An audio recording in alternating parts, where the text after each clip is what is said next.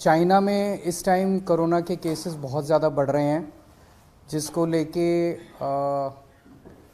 भारत में काफ़ी ज़्यादा कंसर्न है। चाइना में भी बढ़ रहे हैं और उसके अलावा कुछ और देश हैं जिसमें सुनने में आ रहा है कि कोरोना के केसेस बहुत ज़्यादा बढ़ रहे हैं। सब चाइना में जो वेरिएंट है वो है BF.7। सबसे पहले तो मैं बताना चाहता हूँ कि दिल्ली में BF.7 का एक भी केस नहीं मिला है। सो अभी फ़िलहाल घबराने की ज़रूरत नहीं है। ना केवल टेस्टिंग में मिला है, टेस्टिंग तो हम कर ही रहे हैं, जो भी कोरोना के केसेस आ रहे हैं उनकी जीनोम टेस्टिंग हो रही है। ना केवल टेस्टिंग में बल्कि हम कई जगह से, स्पेसिफिकली दिल्ली के 7 अलग अलग जगह से सीवेज उठाते हैं। सीवेज से एडवांस में पता चल जाता है कि आने वाले समय कि शहर में ये वाला वायरस है कि नहीं है। तो 7 अलग अलग जगह से डेली सीवेज उठा के और उसको टेस्ट किया जाता है, उसमें भी BF.7 अभी तक नहीं मिला है। दिल्ली में अभी जो भी थोड़े बहुत केसेस आ रहे हैं वो XBB वेरिएंट के हैं, या तो XBB वेरिएंट है या उसके सब लीनिएज है XBB।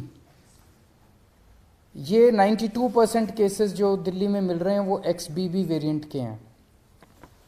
सो अभी तक फ़िलहाल कोई भी घबराने की ज़रूरत नहीं है। दिल्ली के लोगों को मैं आश्वासन देना चाहता हूँ कि फ़िलहाल कोई भी घबराने की ज़रूरत नहीं है। और बाई चांस, भगवान ना करे कि दोबारा कोरोना फैले, लेकिन बाई चांस अगर फैलता है तो हम अपनी तरफ से पूरी तैयारी के साथ हैं। आपकी सरकार पूरी तैयारी किए हुए है।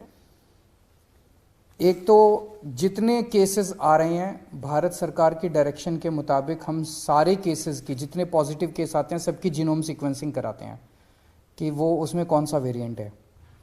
दूसरा, हमारी आज दिल्ली में लगभग 2500 केसेस की टोटल टेस्टिंग होती है डेली। हमारी कैपेसिटी 1 लाख तक पहुंच गई है। अगर ज़रूरत पड़ेगी तो हम 1 लाख टेस्ट्स डेली भी कर सकते हैं।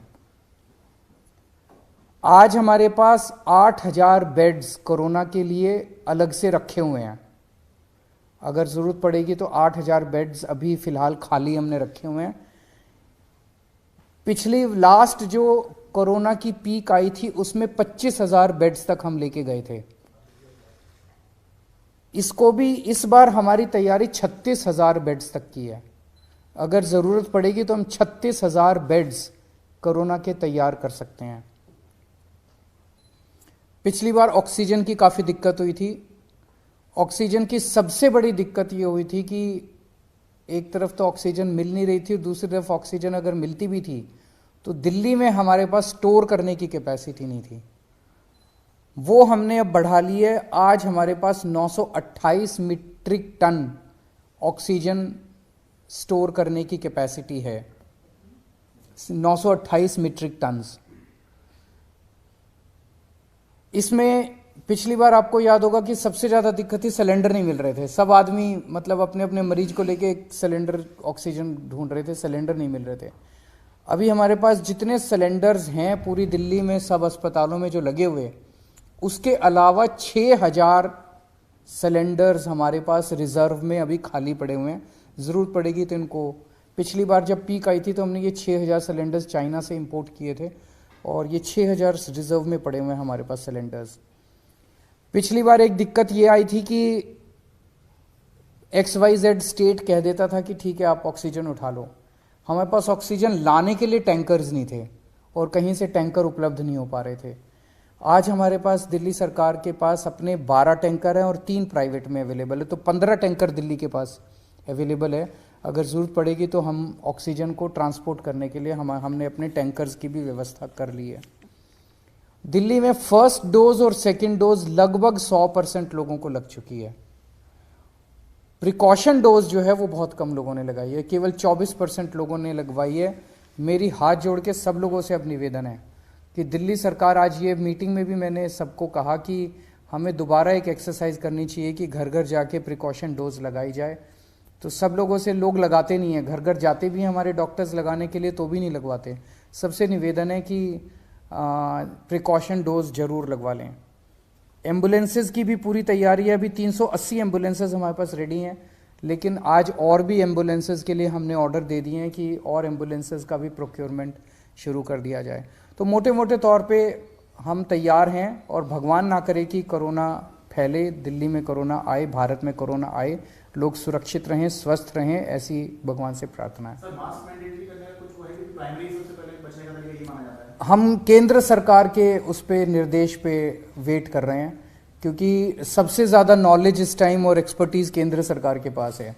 कितना हमें तैयारी करने की ज़रूरत है, कितनी वो, तो केंद्र सरकार जैसे जैसे आदेश देगी हम उन आदेशों का पालन करेंगे। कई सारे स्टेट एयरपोर्ट पर जो है वहां पर रैंडम सैंपलिंग कर रहे हैं। आईजीआई पर क्या आपने ऑर्डर किया है रैंडम सैंपलिंग जो अभी से शुरू हो, खासकर जो बाहर से आ रहे हैं, चाइना से ट्रांजिट रूट लेकर के आ रहे हैं? मेरे ख्याल से उसके बारे में भी केंद्र सरकार ऑर्डर निकालेगा। जो दिल्ली का जो इंटरनेशनल एयरपोर्ट है उसके ऊपर कितनी सैंपलिंग होनी चाहिए, जो जो केंद्र कहेगा उसके हिसाब से मैन पावर और मटेरियल प्रोवाइड करना हमारी जिम्मेदारी है। स्कूल्स को लेके बहुत बड़ा कंसर्न होगा, क्योंकि जो बच्चे हैं उनके वैक्सीन को लेके अभी भी क्लैरिटी नहीं है, बहुत ज्यादा कवरेज नहीं है। वैक्सीन जैसे मैंने बताया कि फर्स्ट डोज और सेकंड डोज 100% लग चुकी है सभी एज ग्रुप्स में और सभी कैटेगरीज में। जांच का दायरा भी बढ़ाया जाएगा?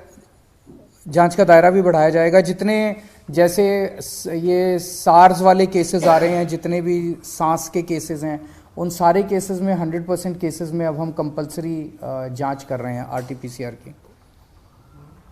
Thank you.